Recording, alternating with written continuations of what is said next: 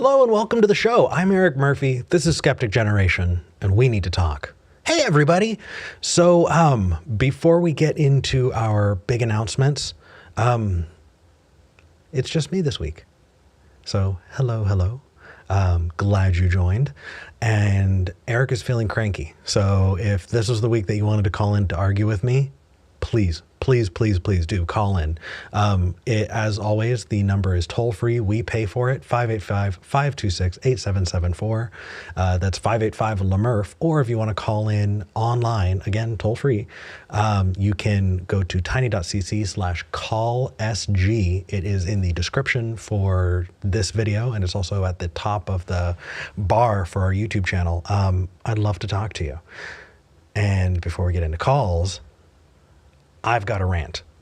So this last week, I got a vasectomy and Alex Jones got emasculated, and I am all for it. I think that I've been waiting so much for this episode to be able to talk about it because holy crap, you guys, it is not often that you see in average society what is equivalent to a curse upon your family. And I want to explain that a little bit.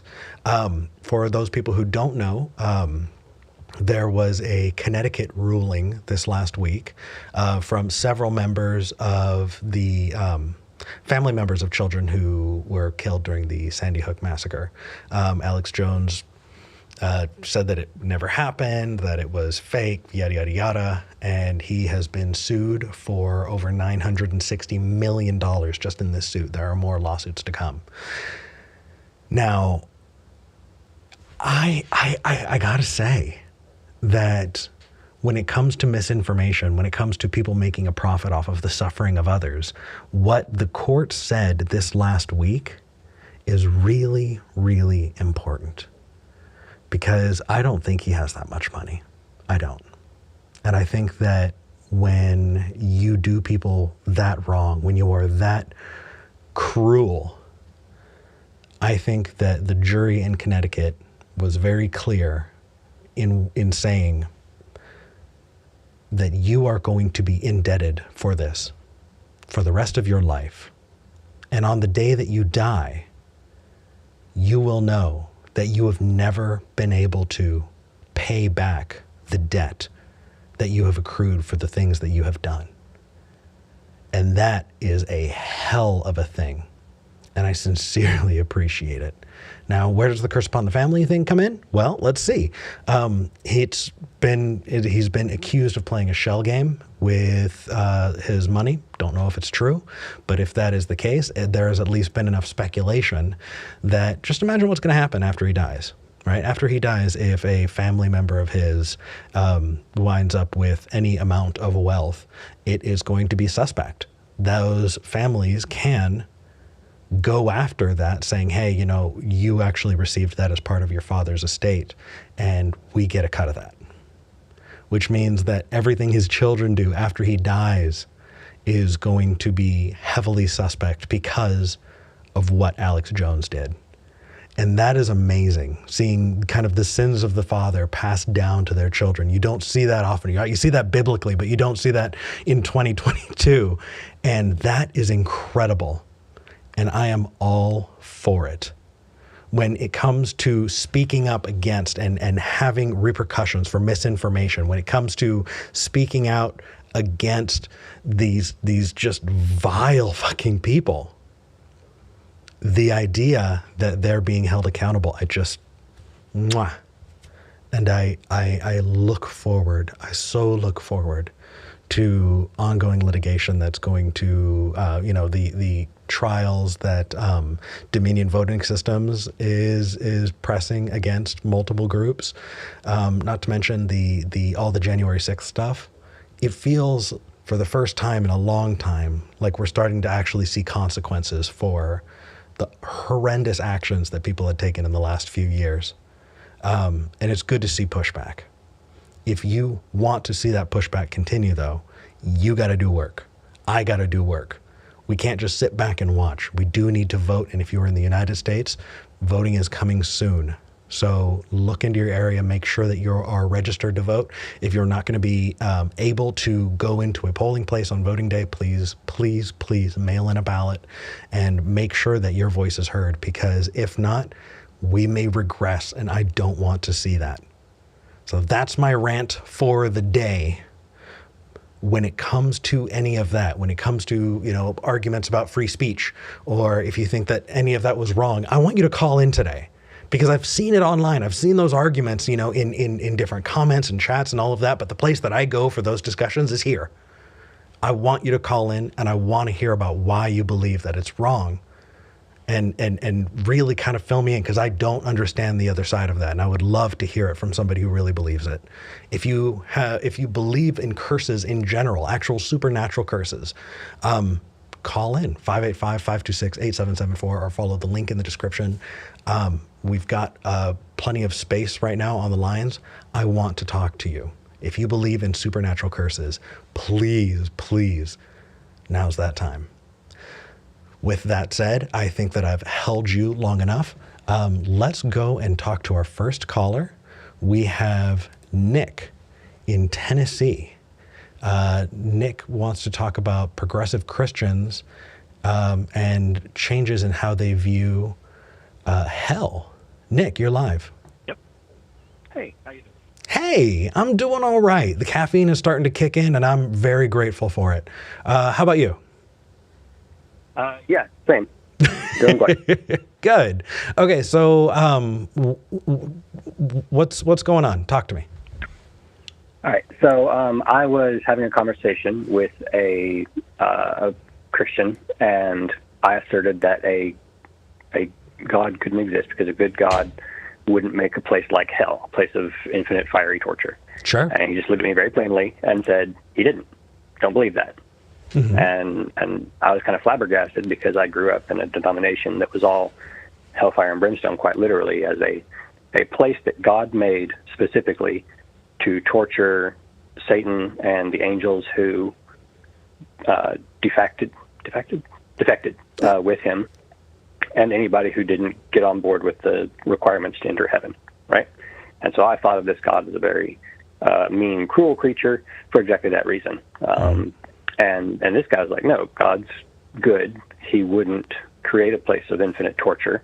Mm-hmm. Hell is just a place that's not heaven.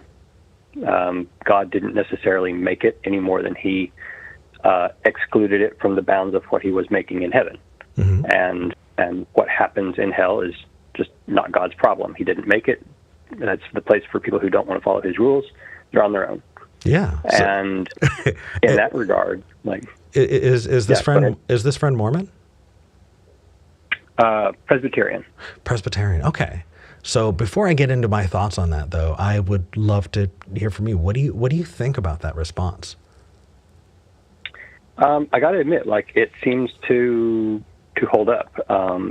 That if a ruler believed that they had the best way for everybody to live, and didn't want people who were in there messing it up and throwing a wrench in the gears, but valued those people's autonomy and right to exist somewhere, allowing them to have a place, whether he made that himself as like a new area off to the side, or just like didn't include it in the bounds of the area that he was controlling or creating. Like allowing them to go there seems like the right thing to do. Now, you don't want to do like what we did. I say we in like the royal political sense, but like when America the was human history sense. Yeah, and they would take the outsiders and be like, all right, you get to exist on a reservation somewhere. Like, no, that's wrong. But like if you say we're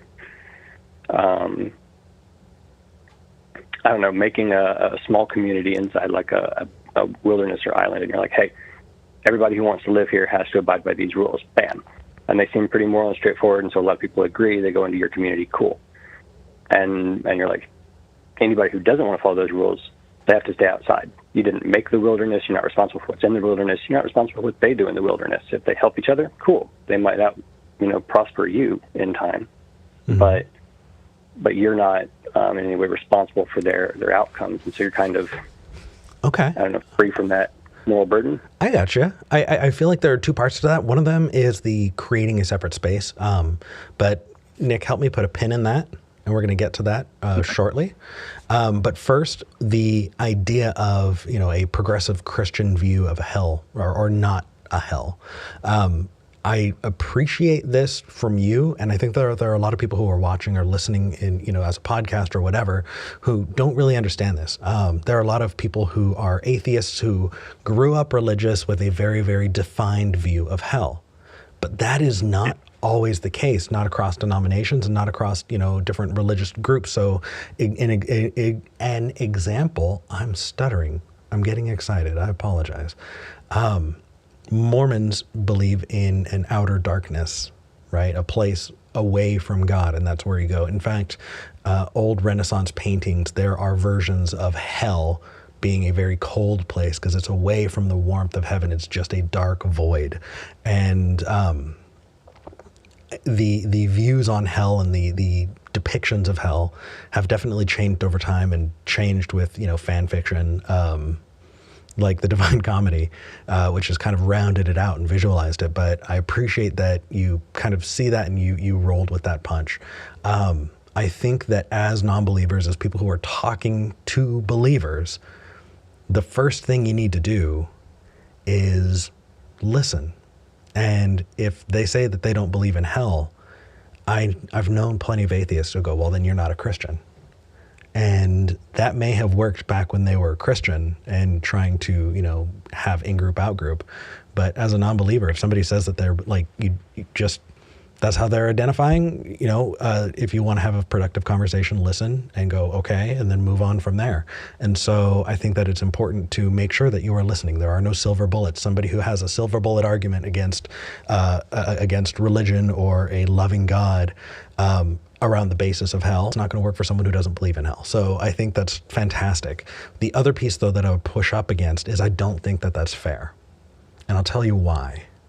Because if you're talking about a divine creator, right, something, some creature with some kind of amorphous power and the knowledge of what that power is going to do, you could give people choices. And well, you do give people choices, but you could make breaking the rules not one of those choices. As long as there are still choices, you can still have kind of a free will. But the idea that it's like saying, I've got a whole bunch of kids in a playpen and I'm just going to throw a gun in there. And if any kids, fire off that weapon, that kid's going to be in a lot of trouble. Well, isn't it my responsibility for throwing the gun in the playpen? Right. I mean, the fact that I invented timeout does not eliminate the responsibility I had to the kids in the first place. And so I think that the moral standard for that God should be higher than one for a group of people or a kingdom, like in the examples that you're giving. Because the examples you gave absolutely make sense when you're talking about people who are living in a world that they don't have that kind of control. But when you have that kind of control, I do think that there's a moral responsibility. And I think that I would encourage you to push back in that way. That okay. If that's the case, go ahead. So that sounds like you're saying that God should have created people who didn't have the choice to defy his rules in particular ways, right? Like, for example, he made people who were physically incapable of murder in the same way that we might discuss making a robot who's unable to pull the trigger when pointing at a person. Sure. Right? Mm-hmm. And are you saying that that would have been morally good? Well, if you are looking at, some kind of eternal punishment or, separation from God as a moral bad, but you can make that just not happen, then yeah, I think that would be a moral good. In the same way that, if a God wanted humans to prosper on Earth, I think that God would have needed to give us gills. There's a lot more ocean than there is land. And there is more ocean and less land as we experience global climate change. So how come we weren't given the choice to live in the water? How come we weren't given gills? right? It's about the options that are given to us, and to say that we're given all options, we weren't, right? We can't breathe in space. We do have limitations, and those limitations could have absolutely extended beyond that, but they didn't. So I think that God is morally culpable.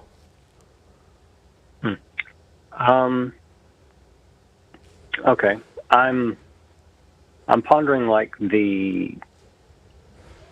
I guess it would be something that, for a hypothetical person, not any actual Christian I'd know. So, I appreciate the distinction. Okay. Again, right? You're giving them the room to tell you what they believe, and I appreciate that about you.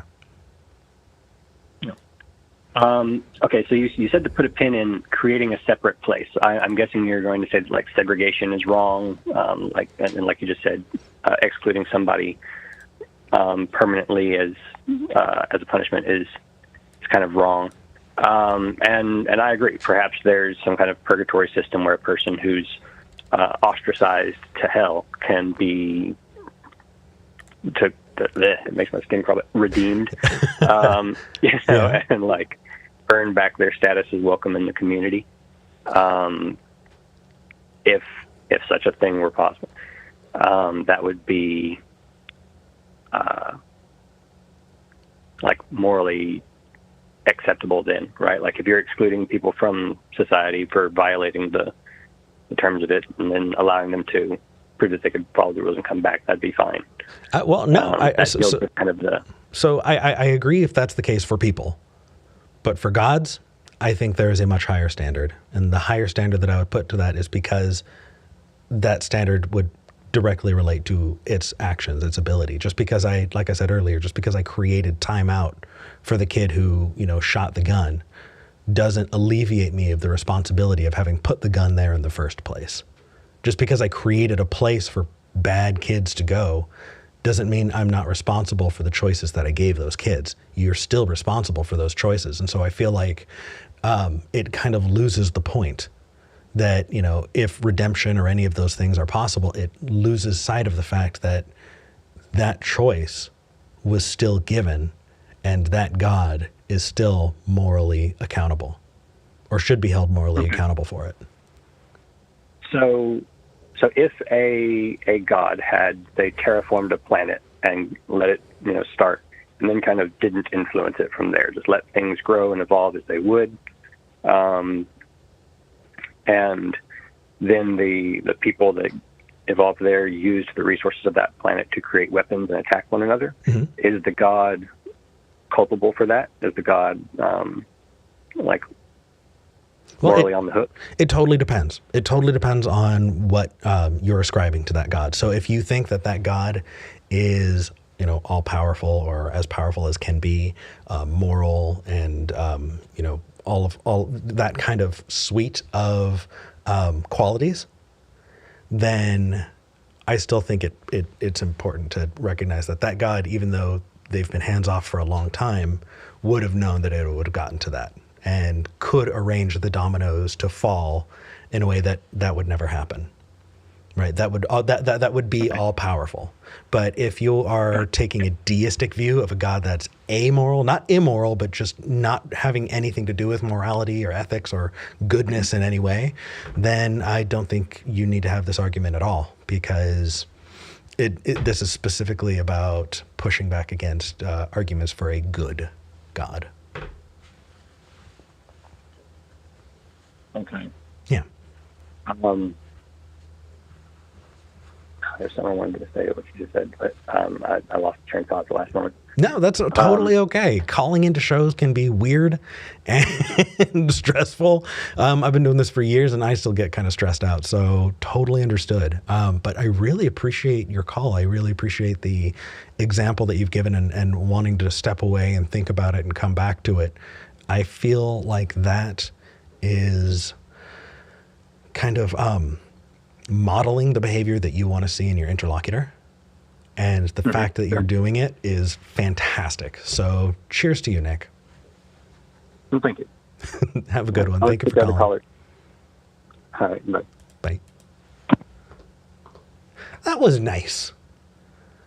I feel like we need to make sure that we aren't creating straw men. We're not creating fictitious versions of Christians to argue against, because I don't think that helps anybody. And wanting to take the time and listen to the person that you're talking to is the first step to having a really useful conversation. So cheers. All right, we've got a few other callers, and I do want to dive in. This next one's kind of personal, but I think it's important. And I think it's worth taking on the air. So let's move on and talk to Sphinx in Tennessee. Sphinx, you're live with Eric. How are you doing? I'm doing well, Eric. How about yourself? I'm doing good. You had questions about my vasectomy, and I know this is an atheist skeptic show, but here in the United States, Roe v. Wade was overturned recently, and the idea that only, people who can have babies are responsible for reproductive, I think that it is important that everybody takes some of that responsibility and realizes that we need to figure out, where we're going to go from here. But for those of us who are in my biological position, like, if you can get a vasectomy, if you don't want kids, you would see yourself adopting, and you have the option to, right? Like you have insurance. Most insurances can cover it, by the way. People think that it's expensive. If you have insurance, that insurance likely covers it, and it's not. It is incredibly affordable. Is it like the health insurance covers it? Yeah. Yeah. I was ready to pay. Cool.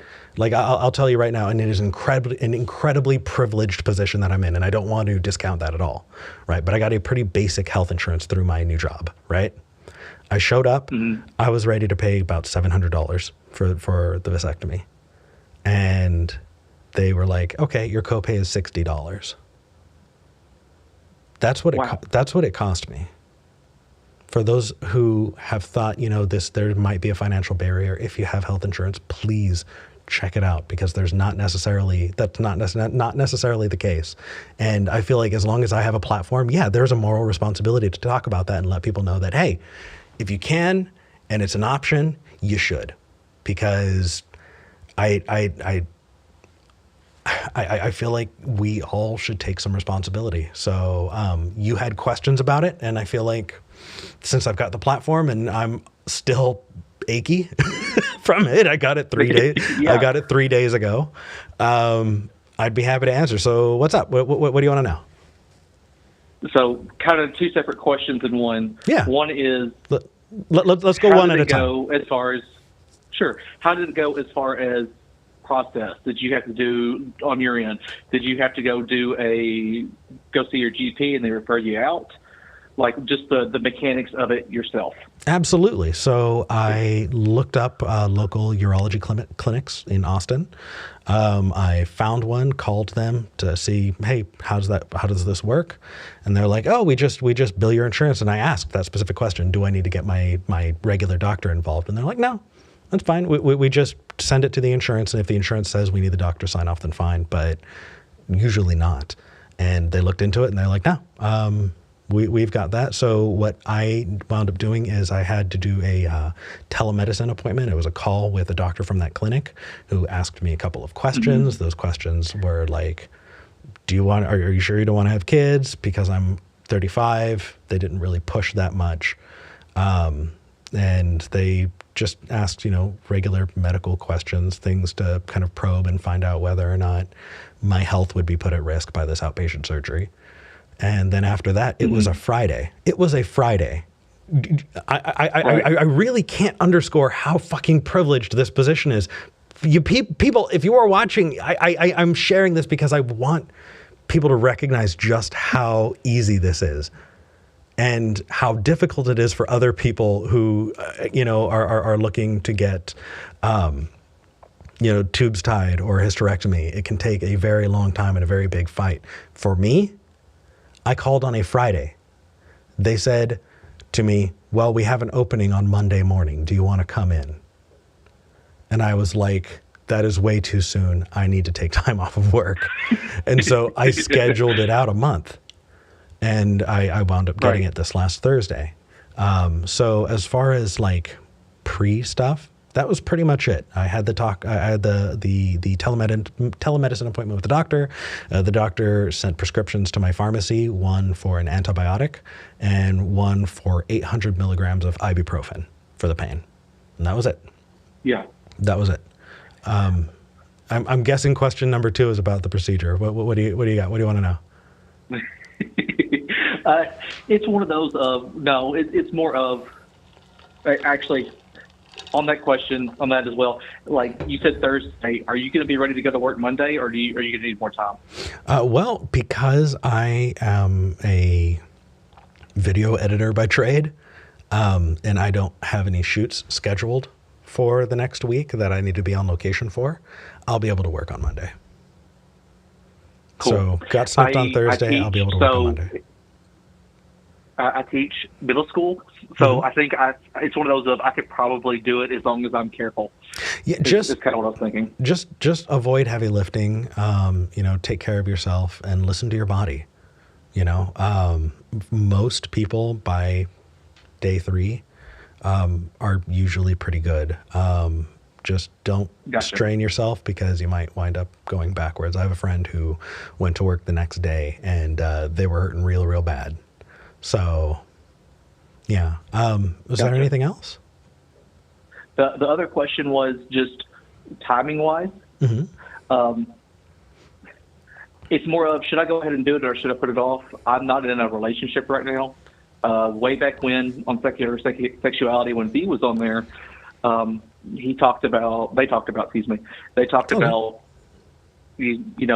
student sexuality. I'd never heard of it. And talked to some friends and was like, isn't that everybody? And it wasn't. So I'm Demi. So it's one of those of... Nice. Right. I also talked to my therapist about it, and she said, that's everybody, honey. And it's like, I don't think it is. Why don't you look it up? And next session, she says, I think I'm Demi. So B is like caused the cascading effect. I love it. Yeah. Right. But it's one of those of, I'm not in a relationship. I'm, men, women, whatever. So, I mean, I might not even be with somebody who could get pregnant. Should I wait? Or do you think it's one of those? That's kind of where I'm at. It's not really urgent, but, if I meet somebody, just kind of what are your thoughts on that? Yeah, absolutely. I think that if you are single, now is a great time to do it. Do you know, I like just talking to people who are on dating apps, being snipped is a huge plus. So if I didn't think about that. Yeah. Yeah.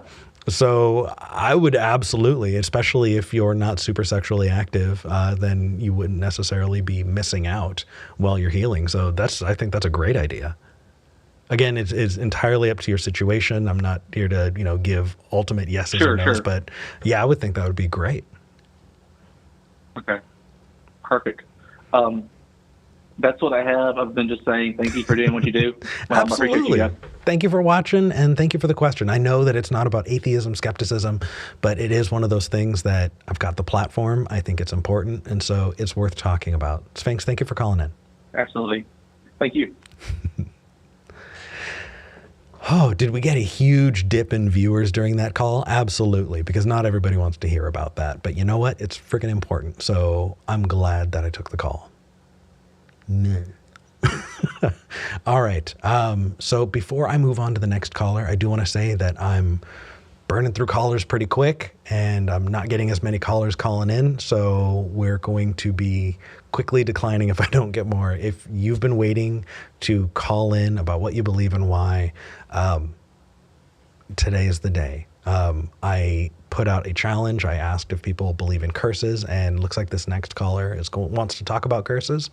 If you also, if you happen to believe in supernatural curses or something like that, give us a call, 585-526-8774. That's 585-LaMurph or tiny.cc/callSG, link in the description.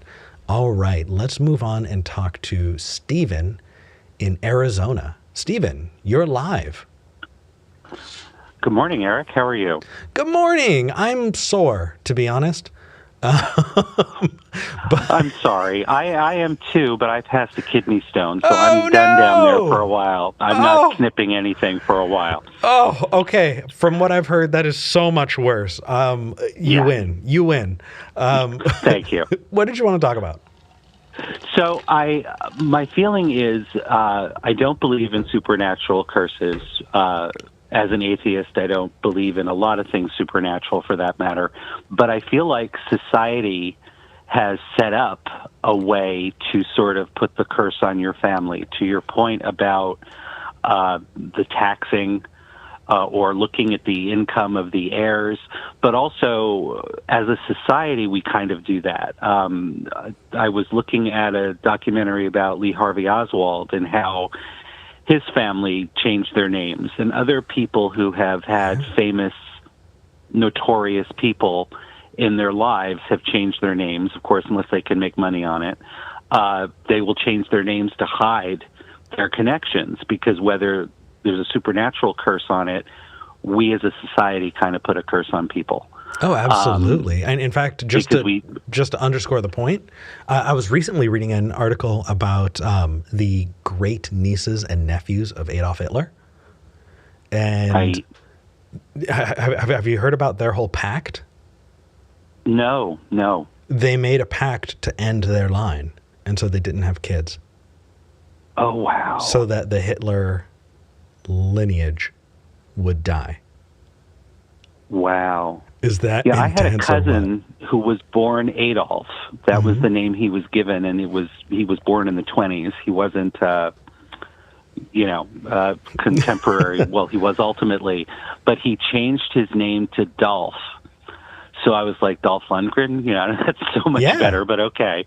But that's what they did, and I'm not surprised, but it's because of how we carry it on. So there may not be a supernatural curse, but we definitely do that. And and as far as Alex Jones' kids are concerned, or his heirs, I don't think it's a curse on them so much as it reflects that he continued to perform bad acts. If he was hiding money, hiding income, hiding assets, we're not cursing the kids. You don't think so? When we look at what they inherit, no. When we look at what they inherited from him, if he wasn't able to pay off whatever he ultimately has to between all the lawsuits because he claimed he didn't have money or whatever, and his kids suddenly inherit crazy amounts, it means that he was lying. So it's still his curse. I mean, they suffer from it, but it's not a curse on them in the same way because they didn't do anything. I mean, presumably, but they're innocent. So, I mean, I guess you could say anybody who's cursed is technically innocent. But in this particular case, it's still his crimes just lingering after death because of how he handled things, not so much because of what they did. It's like an ongoing evil or an ongoing bad act that they participated in, presumably. At least that's how I look at it. I think that's a wonderful way to look at it. I wish that I could bring a huge argument to bear. But Stephen, you're absolutely right. That view of it is really important, and that view is not talked about and won't be talked about enough. And so I really, really appreciate that. Because, I mean, even with what you just said about Hitler's relatives and everything, in a way that's sad. I mean, we have an overpopulation problem, so, okay, it's not that sad. But it's sad that they have this person in their lineage that did these massively evil, horrible things, that because of that name being carried on, that they're going to suffer from it. And that's sad. I mean, I totally understand it because we all have a visceral reaction when we hear certain names that we associate with certain acts, but it really isn't fair to people who just happen to. It's like if you're born with a funny name, that either your parents were cruel about it or whatever. You have a rhyming name or a name that means something silly that you change it because of that. But it's that kind of childish thing that it's sad. I mean, I understand why they did it, and I mentioned Oswald's family. I understand why they do these things because of how the rest of us are. Because we can't look at the person in front of us and say, it kind of sucks that you have that name, rather than I'm going to blame you for what your ancestor did, and that's unfortunate. It is. It is. And I don't think I've gotten to actually tell this funny story, but you opened up the chance, so I'm going to take the opportunity. Please do. When you talk about people saddling their kids with a really, really rough ride in life, I worked in a school district in Southern California for years. It's not a secret. I had a different name then. I changed my name to match my adoptive family. Long story. You can find that on my personal YouTube channel. I think it's still up there. But anyway, there was a teacher whose name is Sandy Butts. She didn't go by Sandra, so she went by Sandy. So she fully leaned into it. And I remember asking myself, why would your parents' name be that? No, it turns out that she got it from her husband. And her husband's name is Richard. Oh, no. Yeah. And he went by Dick? I don't know, but I know that if you name your kid Dick Butts, either there's a great sense of humor down that family line, or that is just mean. But you know what? She went on to she's a middle school teacher of all of the respect. No, I think she's elementary. But either way, all of the respect to that entire family. I went to school with their daughter. She was amazing. So anyway, I never got the chance to tell that, and it brings me joy. So Stephen, thank you for calling, and I really do think that is a good response. It is not a curse upon a family. It is the ongoing consequences of what that person did. I don't think that it's going to feel better if we explain it to his heirs that way, but I think it is important as a society to recognize that is the result of it. So cheers. I'm glad you brought it up. I do think that would make a less catchy title for a stream. So A Curse Upon Your Family, I think is pretty good for clicks, but I absolutely agree with you, Stephen. Great. Well, have a great week, and I hope you continue to feel better. I do too. Thank you, Stephen. Take care. Oh, I was expecting like a combative episode, and this has been a feel-good episode. And I know that people look for the combat, and I think I have a caller who wants to talk about my ethnic identity, so we'll see where that goes. But feels good. I'm glad to be doing this. I'm rolling on ahead. Let's just move on. So we have another returning caller. Kay wants to talk about and resume a discussion about my ethnic identity. Kay from nowhere. You're live. Hey, how's it going? Hey, I'm doing okay. Kay. I heard you got snipped. Say again? I heard you got snipped. I did. Damn. You know what? I'm glad for it. I think that I was doing something that can be done. That is, I've taken some responsibility and trying to do the right thing. So anyway. That's cool. Yeah. So what's up?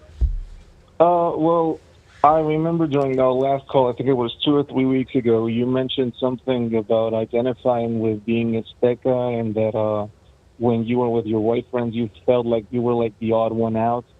Mm-hmm. And I just wanted to ask you, is this how you felt, or is this how they made you feel? Ooh, that's a good question. Can I actually put something out there first? Because this is a really, really good time to point this out. If I speak in Spanish on streams, I know that there are some people who really want to speak in Spanish in the live chat, but we don't currently have mods who speak Spanish. And so for those who are in the live chat who are just like, hey, I just posted, thank you for standing up for other Latinos, in the atheist community, and you got modded, it's because the mods don't know what's going on. So until we can get some Spanish speaking mods, please be patient and understanding that we're limited. I can't mod and host at the same time. And so what do they think, that they're like cursing at you or something? Well, I mean, it could be anything. You know what I mean? I can read it, but I won't be able to host at the same time, and so we're just limited. Gotcha. And yeah, well, I offer to help. Kay, you reach out to us, and we may very well take you up on that. I'd appreciate that. But back to your question: do I feel that way, or was I made to feel that way? I don't know if I can actually make that distinction, because I when it comes to other people, I don't necessarily know their intentions. I know that in like a lot of Mexican families, having an aunt or an uncle, tía or tía, go by güero or güera, for being light skinned. That's just a thing, and that it's often a loving nickname. Was the intent to ostracize that person? No. But could that person have felt ostracized by it? Yeah, absolutely. So do you have like an anecdote that you would like to share? Because it doesn't really sound like you were made to feel it anyway. Sure. So when I was in middle school, I really kind of wanted to dive into being Latino.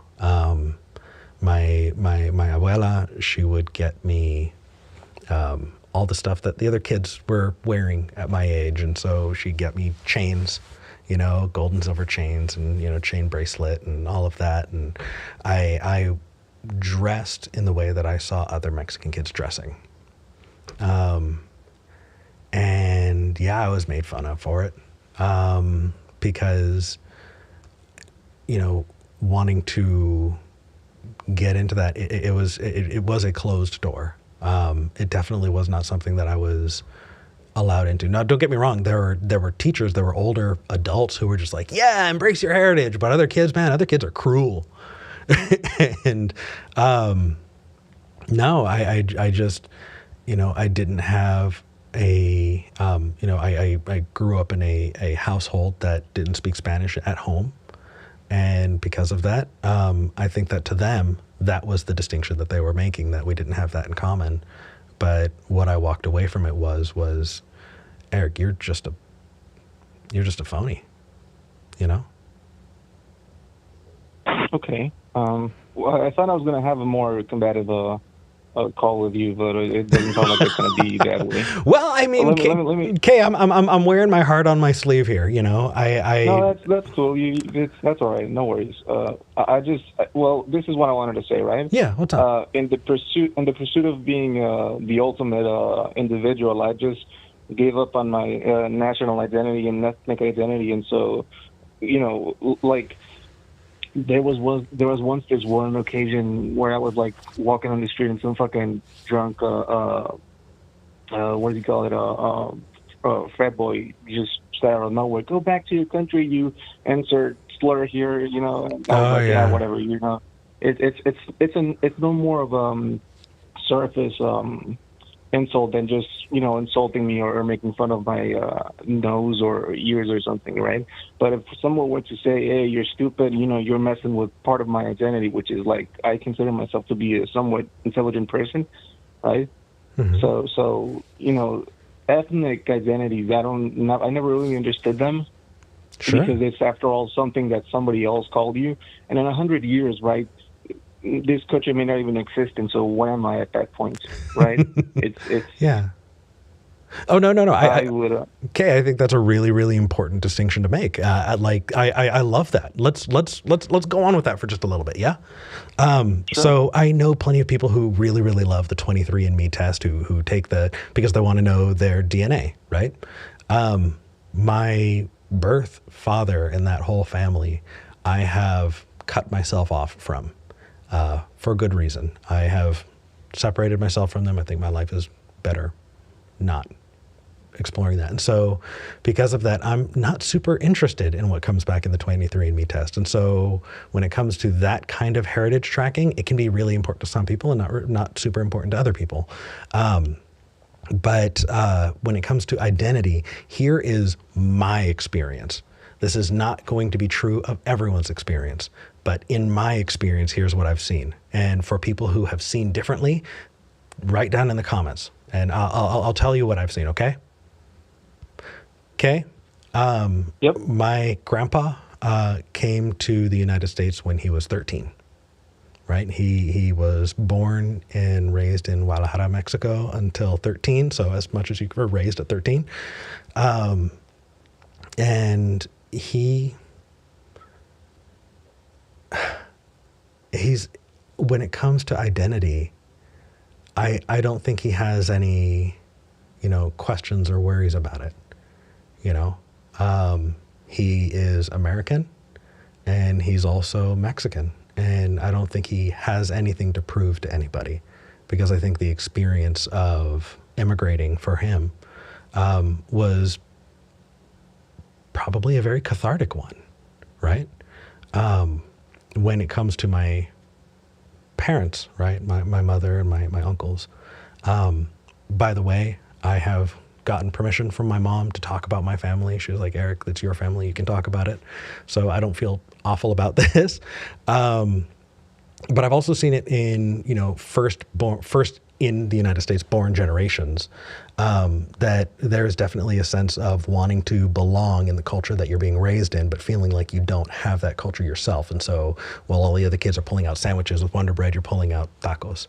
I think you're definitely winning with the tacos, but if you want to fit in with the other kids, that's probably a bummer. I know a lot of people who are first generation immigrants who totally drop their cultural identity, in an effort to fit in. And I don't think there's anything wrong with that. I think that is the experience that they had. In fact, they all went on to marry white people.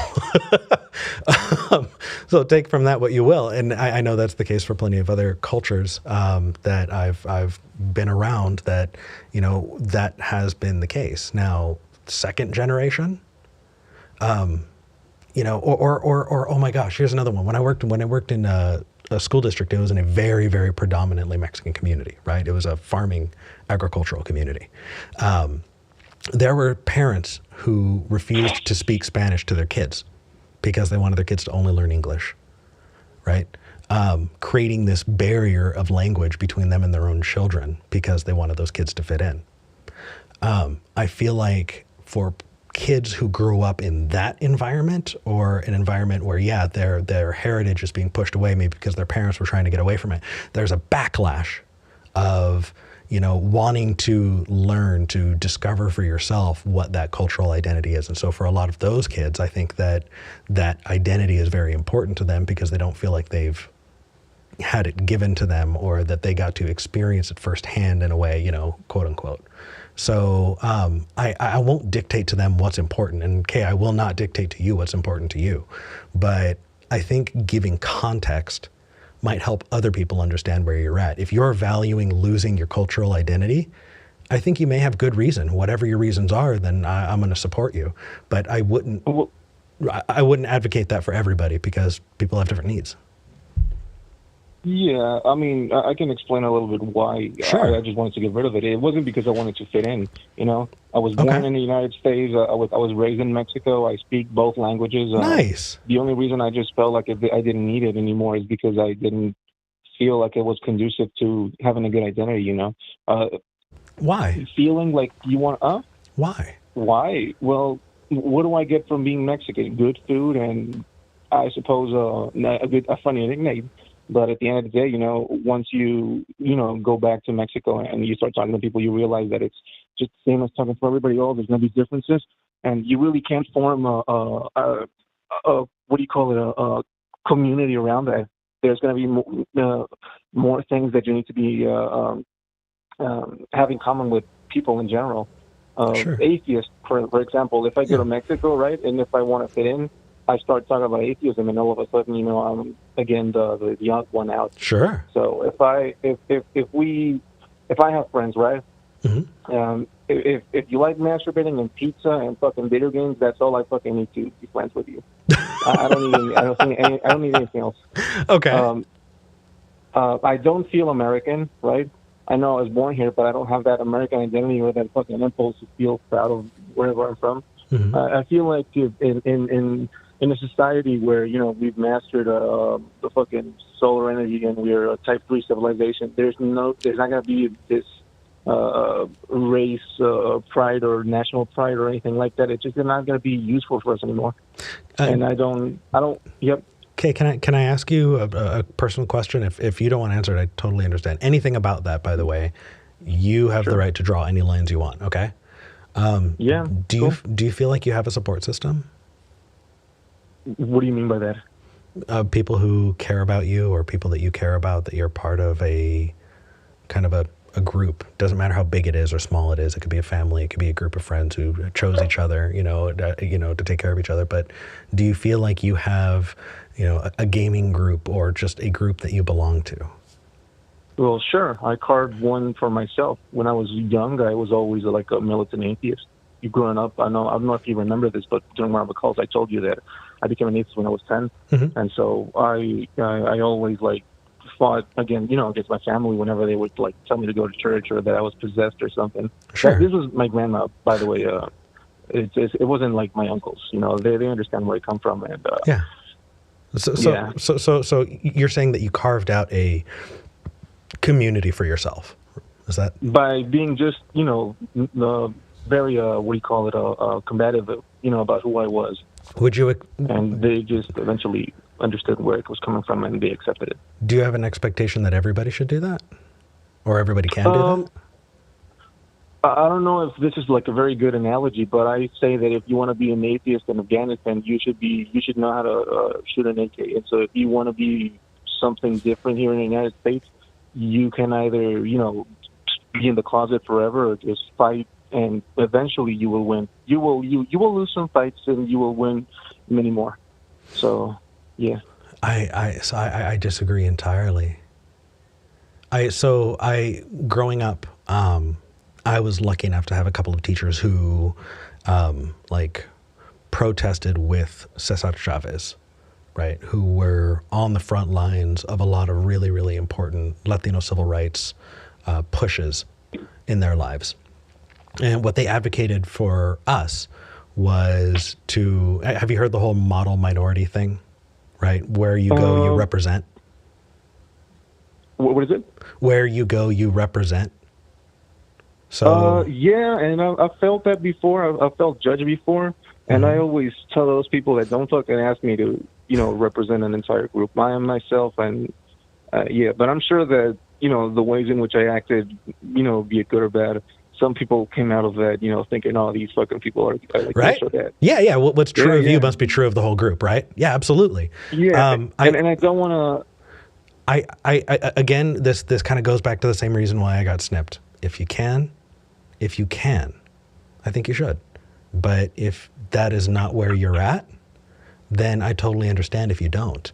I think that there are a lot of people who find value in their cultural heritage, where they come from, because often it gives them senses of community, it gives them a sense of belonging, and it sounds like, hey, you don't need that, but I wouldn't go. No, I do. I do need that. I'm sorry. I said that poorly. Okay, you don't need that from from being Mexican or being Latino.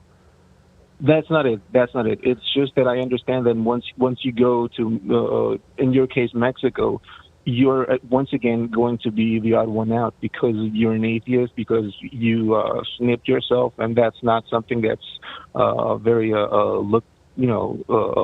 very nicely upon. It's right. Just that it doesn't really matter. Wherever you are in the world, you're always going to be a little different from the others, and it's better to just try to put the ethnic and national and gender differences aside. Everything else that it's just like an immutable characteristic about yourself, and just focus on your ideas. I think that's what creates a stronger community. Because if like here in the United States, right? You have the most. What is it? I'm sorry. No, so that feels very what's the word? Optimistic in a way. But really how? Well, because if we lived in that kind of world, there's the assumption that people aren't being discriminated against based on those same distinctions. So, Oh, I'm not saying that I'm not discriminated, not at all. I'm saying that Okay. once you speak to those people, they realize that you're different, and then you're not, you don't base your identity around those things, and they can be more freely. I've spoken to racists before, and they've told me a lot of shit, and then I've told them, So hey, have I. man, listen, every person is his own world, and I was gonna say, here in America, right, you have the most what do you call it, hold on. social justice warrior person. Yep. So the social justice conversation, I'm happy to have. I just don't want to get too far away because there's. So do you think, like, in a perfect world, okay, where In a world. where everyone pretends that they don't have different cultural backgrounds, do you think that the discrimination would go away? I wouldn't say pretending. I would just say putting it aside because it's just something Okay. that people imposed upon me. But I Sure. would say Let's use yes. your language. So if Yes. everybody put it aside, I disagree. Yes, because you're just dividing people in many other ways. Well, so I don't think it's my decision that racists would pick me out and be aggressive towards me. I don't think that's my decision. I think that's their decision. And because it's their, yeah, right. So I think me deciding on a thing is not going to get away or remove their prejudice. And if they decided that they were going to put their heritage aside or their cultural history, I don't think that would remove their prejudice either. And so by recognizing what those distinctions are, what those differences are, we can make sure that we look out for those groups that are being discriminated against. I think that's very important. I just remembered an analogy that I wanted to say about this. Okay, what's up? Let's think about religion for a second, right? In every country, instead of having ethnic groups, we have religions, right? And the Mexicans are the Catholics, and U.S. is Christians or whatever, or fucking Mormons. You get the point, right? And you're arguing that we should all, we should all have different religions, and we should identify with our religions. And I'm here saying, let's just get rid of religions altogether and think in a better way and just disregard all this shit. I think that's where our differences are. I agree, but if one group is being particularly awful, I think identifying what that group is going to help us be able to push back against whatever awful thing they're doing. Yeah, but you're fighting fire with fire at that point. No, you're just being practical. I think that there's a practicality there, which is why I think it's optimistic where you're coming from. Is I want to live in a world where that would happen, but I'm much more pessimistic than you. Okay, I think that even if I made those changes and everybody else made those changes, I don't think the problems would go away. I think it would just make it harder for us to identify and single out where the problem is coming from. No, because I'm telling you, like there's the racist, right, and then there's everybody else who just tries to form a community around ideas and not ethnic backgrounds, right? Once you have that group set up, right, and the racists are like, oh, you this and that, people are going to be like, shut the fuck up and just eat pizza with us. Who gives a shit what color or whatever you're from, It doesn't matter, really. Okay. People change. You gotta give even racists the ability to change their opinions. So I totally agree. I just don't want to infantilize them and assume that they're going to change. I will listen to them where they are, and go from there. But I think that it treats them like a child, thinking that they're going to grow into not being racists anymore. I think that's a world that I would like to live in, but I don't think that's the world that I do live in. Kay, I would have this discussion with you a whole lot more, but I do have other callers on the line. I hope this was beneficial. Let me just give you another analogy. Okay, right? and then we're going to go. So I'll let you close out. Yeah. Awesome. Thank you. I was going to say that, in America here, you have the SJWs, and you have on the other side the fucking conservatives. Oh, we stuck a pin in that. That's right. Okay. And so if you have those total different groups under the label American, then what does it even mean to be an American? And the same is going to be for every other country, and you're going to be different everywhere, regardless of where you're from. And so just give up on the idea of ethnic things, yada yada. Thank you. I think that was going to say. Okay. I feel like there's so much baked into that that if I gave like a quick answer, it would do a disservice on all it's sides. going to take the entire call. Yeah, that's all right, man. Thank you. No worries. That's okay. Kay, why don't you call back another time? Because I'm happy to talk to you about it. I do think that it is important to make those distinctions, although I am doing my best to try and understand where you're coming from, and I'm glad that you're doing the same. Thank you for calling in. All right. Thank you. Bye-bye. Bye. All right. So I know you guys are probably like, oh, that seemed way too pleasant. I'm upset at Eric for not yelling at that. That is frustrating to me. My blood is up a little bit. But was that going to lead to a conversation where anybody's mind was changed if I got super angry there? No. So is it worth it for me to sit back, try and understand where Kay is coming from and meet Kay where he's at? Yeah, absolutely. Anyway, let's move on. Let me see. I didn't get the chance to read the other callers. I'm sorry. I'm doing this by myself, so you guys got to give me a little bit of patience. So one is, oh my gosh. Okay. I want to see if I can take all of these. Let's start with Seb in Canada. Seb, it says, empathy can be misused by various groups to prey on people, and how to navigate the world with empathy without being taken advantage of. That is broad in a way that I need help with. Seb, you're live. Hey, Eric. It's broad in a way that I came to you guys for help. Well, fuck.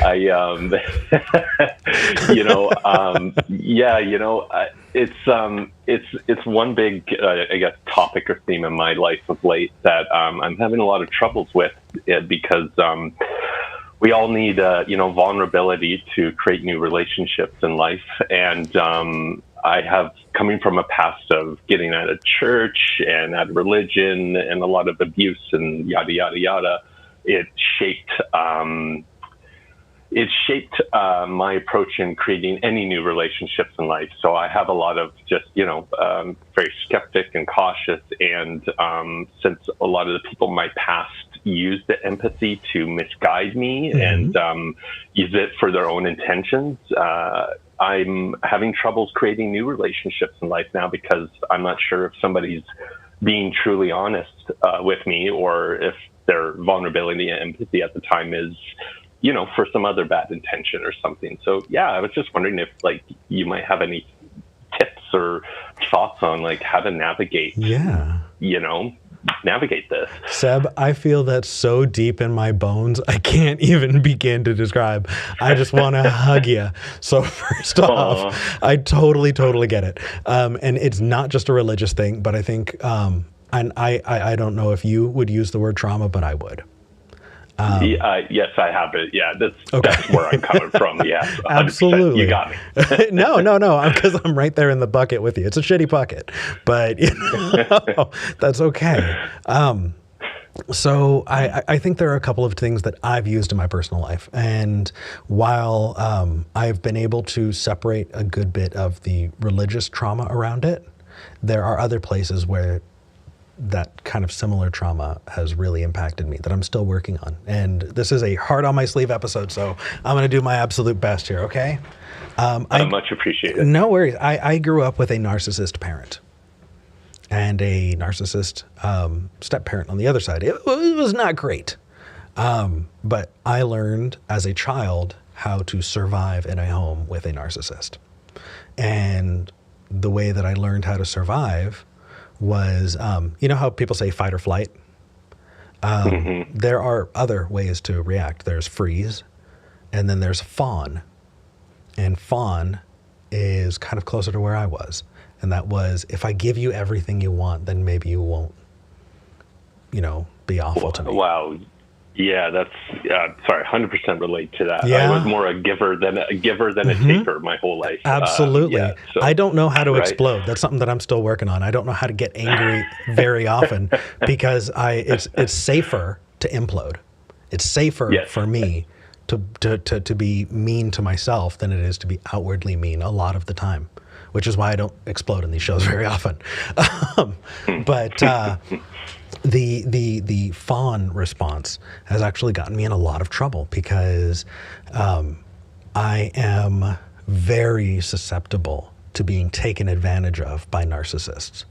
In fact, a few years ago, before I was with V, there was one narcissist in particular who latched their way into my life and made it hell for me in a really, really big way. And it was while I was doing the other show, actually.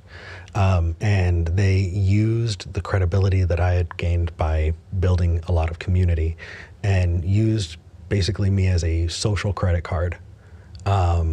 And in the meantime, they used a lot of really, really shitty tactics, including gaslighting and just really, really abusive things. And I just went right in with it. And it wasn't until I had other people in my life, one of whom was V, who was just like, hey, this doesn't look healthy. And, oh, no. But it really took a lot for me to get out of it. And I think that we find ourselves in those situations, and it doesn't matter if you were necessarily raised in a house with a narcissist, but you could also have been, like your call, raised in a religious environment that takes advantage of being empathetic so that they can continue to abuse you. And so I bring all of that up because I think that the advice that I'm going to give, it's not everything, but it has helped me. And that is, boundaries are not selfish. Setting boundaries for yourself is not a selfish thing, because you would respect another person's boundaries. And if somebody is not willing to respect yours, then that is their choice. They are making a choice not to respect your boundaries. And that is incredibly important. I also cannot emphasize enough that for those people who have the privilege of being able to get therapy, this is going to take a long time and a lot of forgiveness and compassion for yourself, in recognizing that you deserve better than that. And Seb, I wish that I could say that I could help with that right away, but what I can say is I recognize a version of that in myself, and it is probably something that I'm going to be fighting with for the rest of my life. Learned responses from trauma, do that. You are worth the investment, though, in working on that, I really appreciate that. And just a quick note, I can relate. With boundaries, I took a family member for the past 4 years to work on one boundary to therapy. And after the past 4 years of doing that, they refused to move on this one boundary. So I had to axe them out of my life. And now I guess I'm just dealing with the feelings and emotions of estrangement because they were family, right? Yeah. So it's just such a bummer. You put all this friggin' time into your dad, and and then he says yes for 4 years, and then suddenly no. Yeah. I'm like, come on! I just spent all this time with you, man. I love you still, but it hurts too much to love you. And for me, there's this sense of guilt and shame that, if I just give on this boundary, then everything is okay. Because I can change myself, I can cater to whatever their will is, and if I just cater, then everything seems like it's okay, right? Yes, thank you. Yeah, exactly. Oh, it is the worst. It is the worst. But I would pull out my hair, but I have no hair left. I mean, it is something that you need to, if it is a father, right, you need to give him enough respect to view them as an adult who's making their own choice. And I think that's what I work on. That's what works for me right now, is if I only change myself, then I'm infantilizing them, because I am treating them the way that I had to when I was a kid, and that is like a force of nature, something that doesn't have responsibility, something that I need to take responsibility for. And that's not the case. They are an adult who is making a choice, and you have the right to your own well-being, and they do not have the right to take that away from you. Just what great reminders. Thank you. Just, yeah. It feels, sometimes it's like common sense, but sometimes it's life not. gets you distracted from common sense. It's just like great to have oh my gosh, a good person in life to say that. Seb, I am 35. I feel like I'm still learning it. I don't think it's as common sense as you think, and it's something that people need to hear, whether it's religious trauma or not. That when it comes to that kind of narcissism, I think that we can have a whole conversation about how I think that kind of thing is baked into religion, and how I think in particular prevalent denominations of Christianity and Islam take advantage of that in ways, and I think that that's a really important conversation to have also. But I felt like the general advice was more important this episode. So maybe if you're willing to call again in the future, I'd be happy to talk about the other stuff. But you deserve credit. It's not common sense. And the fact that you've gotten to where you are is because you put work into it. You deserve credit for that.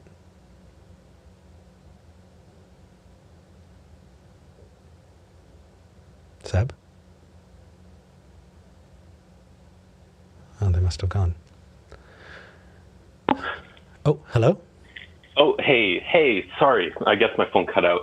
I just want to say thank you and to both you and V. And this is my first time calling in. I'll definitely call in again. I've been listening to you guys for years. Yeah. I just love you guys are like my favorite celebrity couple. I just want to put that out there. Like, seriously, like I'm non-binary and queer, and I just fucking love you two so much. Like, oh my God, I love you guys so much. Anyways, thanks again, Eric. I'm so glad. You have a wonderful rest of a Sunday. You too. Take care. Bye. I'm gonna be honest. That was wonderful, but it took some emotional strength out of me. I know that I can come off as disingenuous because I try to wear my heart on my sleeve. But either you're going to believe me that this is me authentically engaging or not. But man, that's intense. That's a lot. I'm very, very lucky that I've learned to surround myself with people who help me be vigilant about narcissists in my life. And, I'm very, very grateful for it. For those of you who are those people in my life, love you. Thank you. Okay.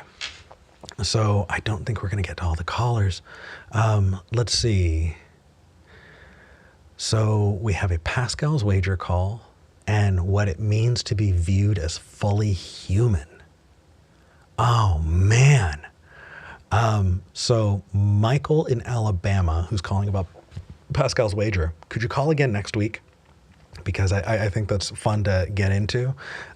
We do have a caller who's calling in from Scotland, and who knows how late it is for them, so I want to give them a chance to talk. So, Michael, I'm going to drop you this episode. Please call in next week. And in the meantime, let's talk to Chris in Scotland. Chris, you're live with Eric. Hi. Hiya. How are you today? I am achy. And a little emotionally tired, but I'm glad, and it's a good episode so far. How about you? I'm doing okay. My neighbour keeps letting their dog in my garden, but otherwise, I'm doing okay. I hear V is ill. I hope they're okay. Oh yeah. They just needed some rest today, and I was just like, hey, you know what? I'm feeling better. You deserve that. And so, Awesome. I'm probably going to take some time off in November. Be like, hey, we'll pay that back. But I'm happy to do it today. So they're okay. So you wanted to talk about being viewed as fully human. What do you mean? Like, let's get into that a bit. Okay. Well, for example, I'm disabled, and it seems like some people view people who are either disabled or non-binary or mentally ill or any of these things, people seem to view people who are different, especially with disabilities, as in some way less than human. I appreciate part of it is perhaps just, unfamiliarity, but there is a strain of people who seem to genuinely view disabled people as less than human. Yeah. Or who make assumptions about them that they, have empty lives, or that they never have sex, or that they, need carers and stuff like that all the time, which isn't always true. And I was wondering, what is it about this that causes that, and what it means to be fully human? Wow. I'm sorry, that was a long one. No, it's all right, though. There's only so much time we're going to give it, and because we don't have enough time to give it what it deserves, I totally get that. Ultimately, I guarantee you people in the comments, no matter what is said, are going to be like, this wasn't enough. So I just, I'm going to do the best I can, right? And yeah, that's all you can do, I guess. Yeah, and I don't represent everybody. But I think that skepticism is actually a great place to start. Why? Right? You ask that Socratic, why do we do things the way we do? Why do we treat people who need glasses as not necessarily in that group? And I think it's familiarity. Yeah. Right? Would I survive in the jungle? No, I would die on day one. I am blind as a bat. But I don't. Right. So, but I don't feel like I get that discrimination. Right. People can argue about whether or not it's there, but it definitely feels like there's a difference, right? And there's go ahead. Yeah, you're right. I mean, I'm registered blind. I don't know if this is something you're aware of. I'm registered blind, but I have some eyesight. Mm-hmm. I can see things that are reasonably close up. But people, I think that they are working off stereotypes of blind people they've seen on TV. It's like people don't realize that there is a spectrum when it comes to that kind of thing. And, it's like either you're some kind of useless stereotype or you're a fake, Yeah. And entirely agreed. I think that just further supports the familiarity thing. I am hopeful and optimistic that we live in a world where people are better able to access and see, you know what I mean? I do. Other people who are, are differently abled in various parts of their lives. I think that we're seeing that when it comes to conversation around neurodivergence, when it comes to conversations about autism, or when it comes to conversations about, any of that. I'm definitely feel like I'm seeing a societal shift about, the way people talk about things like ADHD. And so I'm very, very hopeful. But when it comes to ableism, because that's what it is, and people cringe when they hear ableism. Yeah. And I think that the reason some people cringe about when they hear ableism is because the most wild examples are the things that are held up, right? We don't talk about things that everybody can agree on. When it comes to ableism, people share awful memes. But it is a discussion that we're consistently having. And it's a conversation that I do see progress on, right? Like I see in the United States, we have the Americans with Disabilities Act, which requires facilities that are open to the public to be accessible to people who are in wheelchairs or are disabled in different ways, like there are, or differently able, you know what I mean? Yeah. And that came after a lot of discussions that I'm sad had to happen, but I'm glad did. And I'm hoping to see more of that. And when it comes to feeling less or being treated as less human, Chris, I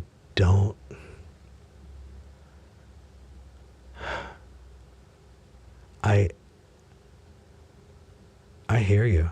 And I don't think that there's a good answer there. At least I don't have one. I'm just some jackass on the internet, but it's Oh, important to no, recognize. I value your opinion a lot.